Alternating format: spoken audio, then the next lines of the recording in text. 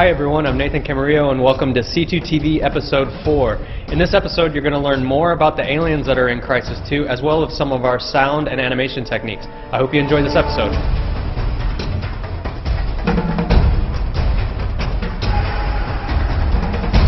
We looked a lot at the enemy types and the challenge was there, okay, now we're in a city environment, what kind of enemies would integrate better there and would make sense and actually provide interesting gameplay? One big difference between the aliens in Crysis 1 and Crysis 2 is that the new aliens have feet. And the aliens in Crysis 1 didn't. Differently than in Crysis 1, where all the fantasy alien characters were floating around the environment, Crysis 2 has bipedal characters which are a lot more complicated and complex to work with. Obviously they're walking around, they have legs.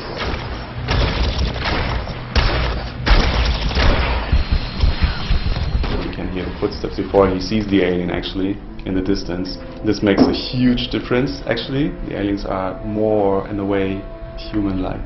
The human eye is very used to seeing things walking around, so any small detail that doesn't work or flow right is very easily spotted.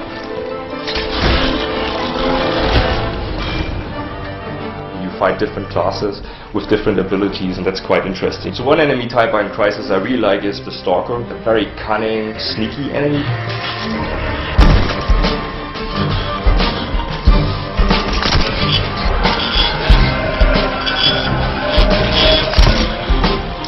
That we specifically designed to really work very well in the vertical environment that Crysis 2 takes place. So he can jump down, jump over things, leap up walls, move along the wall. He becomes a really interesting, challenging element in the gameplay, and a very scary one.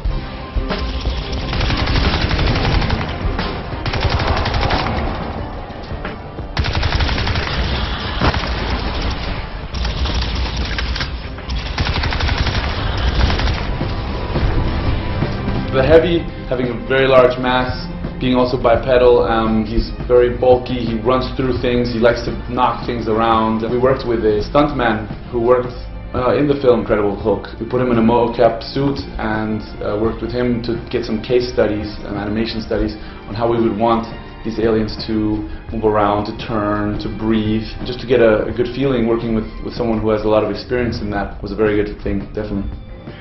To me, it feels as though it's puppeteering this body. It sort of leads with the brain, and then the mechanics of the body follows.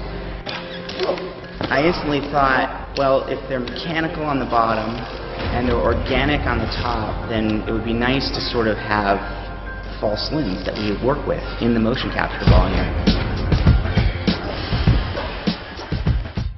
We've had to work very intensely doing a lot of animation tests and studies on how we would want these characters to walk around, talk, act, and not look like a man in a suit, but actually also have character and personality and look out of this world, basically.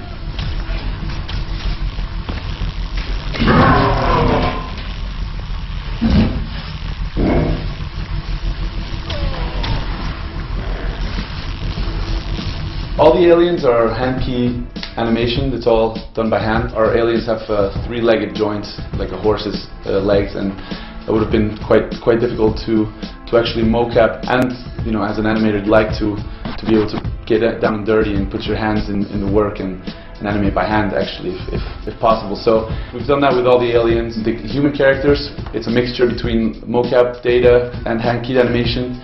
But yeah, it's been a lot of fun because we've gotten to be able to explore a lot of different areas by hand key animating these aliens. Switch! Open fire! Incoming!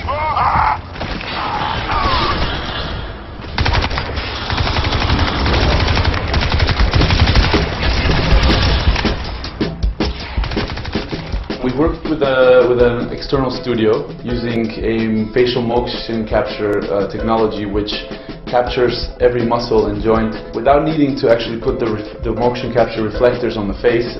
Actually, just by recording video, the technology basically uses the camera footage, the video footage, to control the exact movement of every muscle and joint in the face, which then gets interpolated into data, into the computer, and then a whole huge team of animators and go in and clean up that data and make sure that everything looks nice and very realistic.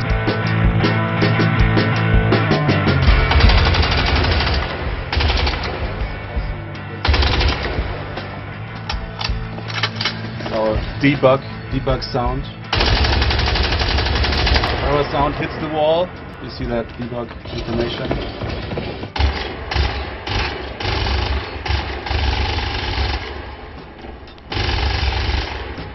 The funny thing is that, you know, Crysis is always so graphics heavy that you have to follow up on sound. The research phase was, of course, we were looking at everything which was done out there, you know, from Aliens 1 to District 9. The biggest challenge was to not redo something which has already been done, because it's so easy that you kind of fall into that thing like, oh yeah, this sounds like.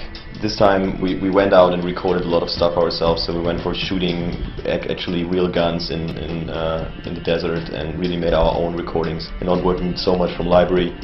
And as Christian said, like, I think that also the big difference is like the more cinematic moments we have now in Crysis 2, which gives us more possibilities also to show a little bit more audio cool stuff.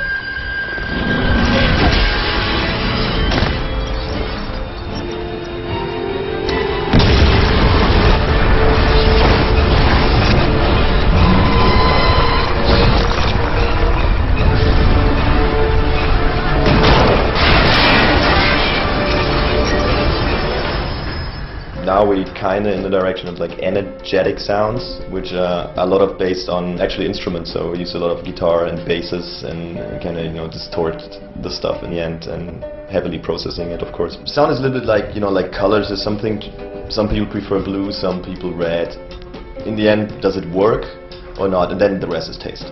So far I think we're on a pretty good track to just, you know, be at least this unique thing that you kind of hear the sound, you kind of, oh, this is Crysis. So this is the big challenge, but also a big opportunity to just, you know, being really unique. In the last couple of weeks, actually, I've really started to see everything coming together. Finally can really see the light at the end of the tunnel, and all this hard work that we've been putting in really starting to take place and come together, and I really feel like Crysis 2 has the potential to be a very amazing game. Thanks for watching this episode of C2TV. Remember, there will be more episodes in the future. In the meantime, check out mycrysis.com for all the latest Crysis 2 news and media.